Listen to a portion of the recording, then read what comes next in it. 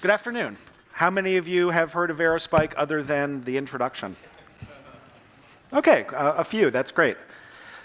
So what I'm going to talk to you about today is developing applications for financial services using internet technologies. Now, you heard a bit about that even just in the previous talk, right? He's talking about using technologies like Kafka, using eventual consistency, using databases that are outside of the norm from what was used, say, 10 or 20 years ago. Just as a quick bit of background, what's Aerospike? It's a database. As a database, we focused on in-memory and especially key-value performance. Our thought was, it seemed that in many databases today, say Oracle, primary key access, which should be super fast and should be super scalable, right? Get by key, get by ID, was no longer as fast as it should be.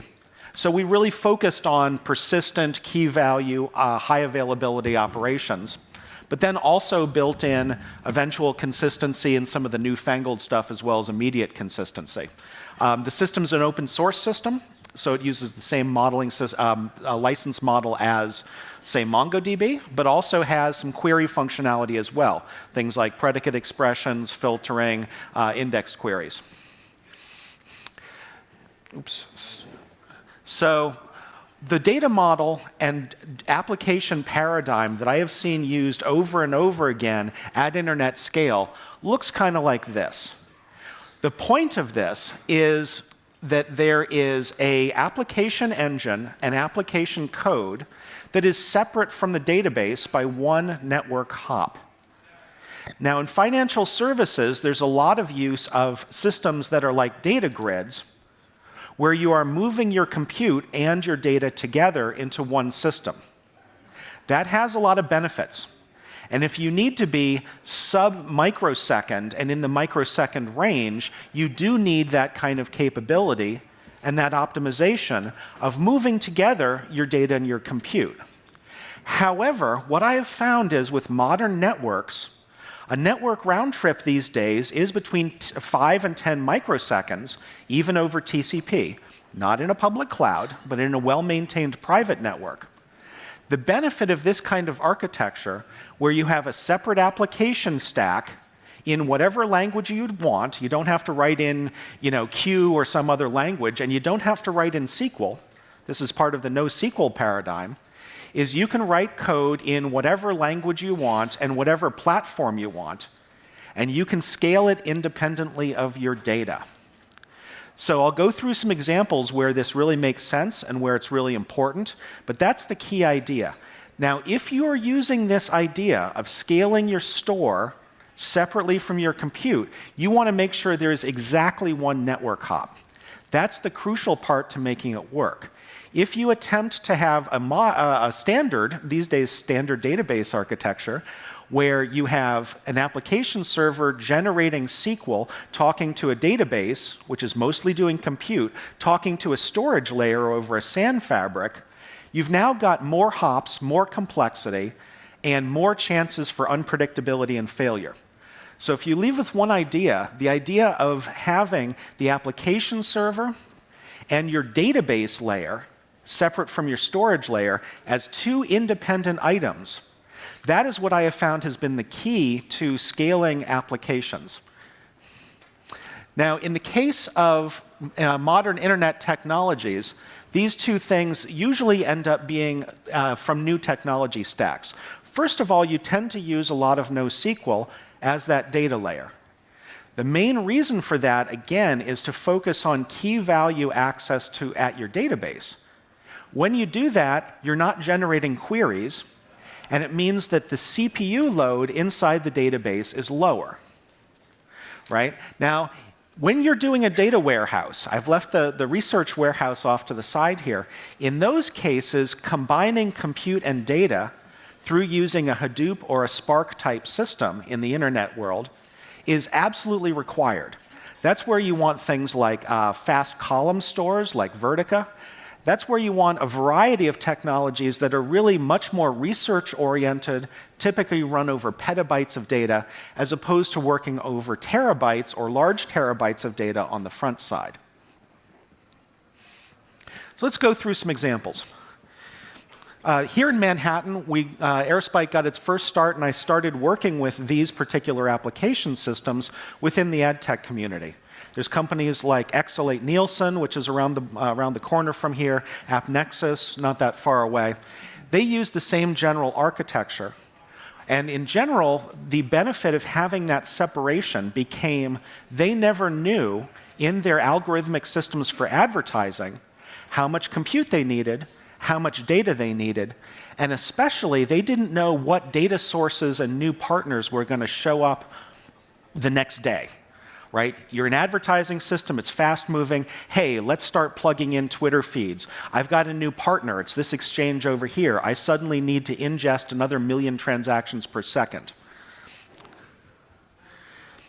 In terms of trading, what we have found in the case of retail trading in particular, where we have a couple of customers, is there was an old system where they typically had a DB2 or system of record style system with a cache in front of it. What was happening in these cases was the cache was getting overrun and needed more and more transaction power. Most importantly, they had consistency problems. So with a cache, well, what if the cache is slightly out of date? What if you updated the wrong version of the cache? What if some portion of your cache failed? You would end up having bad data, which is a terrible thing in a trading application. The second case that they had was in new systems, they wanted more and more analytics on this front-edge system. In this particular case, they wanted to do a few things. The biggest one was risk. So this was a typical case where 2008 came and went, and they had a risk system that was still on a 24-hour cycle. They wanted to do their risk minute by minute, essentially. They wanted to get down to a minute-oriented risk recalculation for the reasons we all know. What they also found was they wanted to move from a system that was stream-oriented to one that allowed them to see and analyze the trade state. So to be specific, what happens is, as a trade is settling, well, it's in all kinds of states, right? It's settling. It's got broken up between parent and child relationships. You've got individual subportions of a trade settling on different exchanges at the same time. If you really want to know what the risk is, you have to take into account the risk orientation of an individual exchange at a given point in time, which means you need to know the settlement state right now. You don't need to know just what has settled. What is pending is in fact riskier than what has in fact just settled. They wanted to move to that kind of model. So in order to do so, they used that same internet-oriented architecture where they had a data store that was much faster, still persistent, still high availability, multiple failure redundancy, all of that kind of stuff. They've also moved now to starting to do post-trade analytics. Post-trade analytics for these particular guys is the need to determine how individual exchanges are operating in real time in order to figure out where to settle on their customers' behalf. They need to know the efficiency and the spread moment by moment for individual ticker prices, right? And you only do that even though you can sense it using probe trades. What has recently settled is even a better view. This kind of system allows them to do that.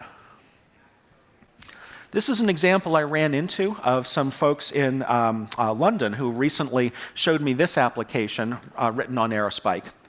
And it looks like a typical trading board, sort of nothing new about that, except what they did was they said, we want to do it from the ground up with internet technologies as opposed to a lot of the technologies we're used to.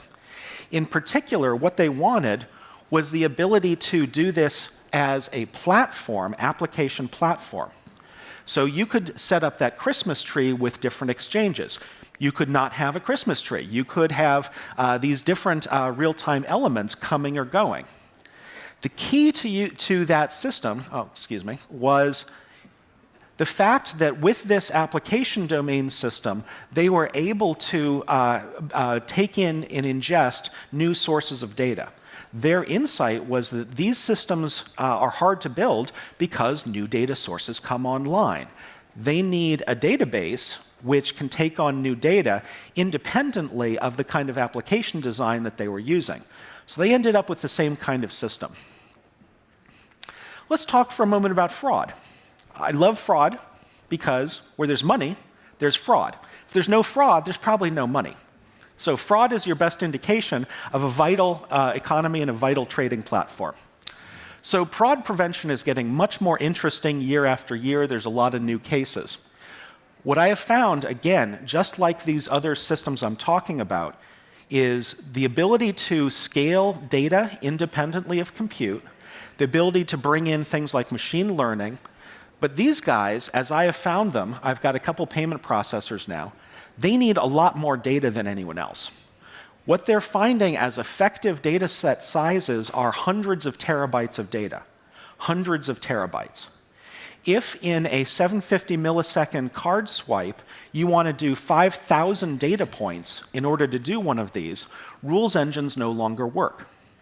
So there's a shift in the industry that I'm seeing of using those rules engines-based approaches where you're going to generate a couple of SQL rules or Pega rules every month to something where you can put real application, quant-specific, data science-driven algorithms, not just rules, online.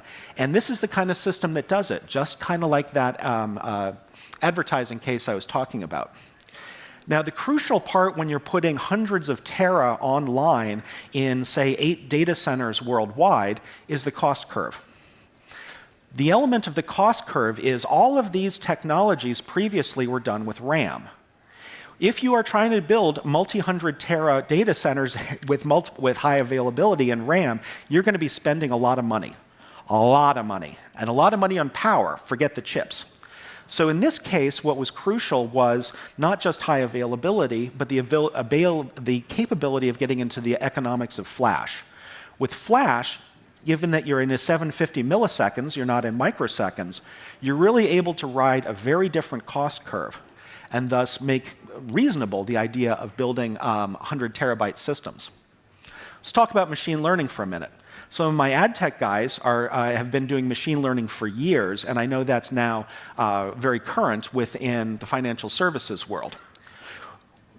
Typical data flows look like this. There's a really nice online description from Nielsen about how they do machine learning. There's a great webinar that they did with me, but it was really them talking, so you can go look that up. And so you've got these whole data flows with data set preparation, feature selection, the model. What's interesting about this is it's online machine learning. What they propose is that using batch doesn't really work. What you really want is a system that is changing your model in micro batches on a second-by-second basis. And they propose it's easier to do an online system than to build a batch offline system. Now, these particular guys, they're all Israeli Israel Defense Forces guys. They end up building their own modeling system. They don't use Spark or MLlib or any of that stuff. They consider it child's play. But the portion that's interesting from a data perspective is, first of all, they need all of the data that has happened recently. They need that online to actually run their models. But they also need a model store. If you are building a multi-level deep learning system, you need those multiple levels to be online and retraining in parallel. When that happens, you need to checkpoint those models because they can start going bad. They can learn interesting things about the data that aren't really there. So the ability to roll back models, but also recalculate them in parallel when you're doing deep learning, means you end up needing a pretty sophisticated data store. Now, it's not quite as big as that front-edge behavior store that you have, which in financial services would have recent trades, recent behaviors, canceled trades, very interesting part of the equation. But you can build systems like this. It sort of goes on down the line in terms of other interesting cases. In particular, retail predictive analytics and some of the telecom cases. So since I'm about to the end of my time, I was going to talk to you a little bit about some of the updates in Flash. In particular, I'll spend just a few seconds talking about something called Intel Optane, which was released yesterday, I think. And it's a new case where you can essentially get a lot of the performance of RAM with a new kind of storage device. At Aerospike, we're pretty excited about it. We think that this new class of resistive memory is going to open a lot of doors. Anyway, hopefully that's given you a few ideas about how to bring internet technologies, these kinds of predictive analytics and machine learning, into financial services use cases, but also how to build things like next-generation UI platforms for trading or similar, where you can bring in more UI and more complexity in your data services with this kind of architecture. Okay, so transactionality. MongoDB does not support it. Do you support it? And the short answer is no, and that's a good thing. So when people talk about transactionality, they talk about updating two different objects at the same time with one view of the data. This goes against that idea I was talking about, where the key value operation, a primary key operation, is fast, scalable, and independent. Once you start supporting what is called in the database industry a multi-record transaction, you build a system that is nearly impossible to build a distributed system. And distributed systems are what you need for HA. So what we in the NoSQL world believe is that you do need to support transactional, correct, atomic operations on a row basis. But that's where it stops. Once you start talking about guarantees that are across rows, that's a relational system. If you need relational systems, build a relational system. But you can go very far covering all of these use cases with record-oriented operations with record-oriented ACID, not transactional. Okay, customers in retail trading. Where are the bulk of your customers? Well, interesting point. The bulk of my customers are on the West Coast. Guess why? They've taken a lot of these internet-oriented technologies, and they live and breathe it every day. And so when I was talking to the Gartner analysts about it, they called that the internet umbrella. People who are steeped in microservices, the kind of separation and bulkheading you heard in the previous talk. And it's one of the reasons I'm here today, is that these technologies are being used mostly outside of Manhattan or in Manhattan by people like AdTech, and they're being used very successfully. I think you guys should as well.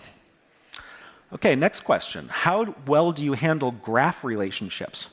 This is not a graph database, is the short answer. So you could build a graph overlay. We haven't bothered to yet. Personally, I know the founder of Neo4j. I think they're a fine platform. There's other graph overlays out there, and it's a pretty interesting system. Graphs are built more about relational as opposed to individual positions or individual accounts.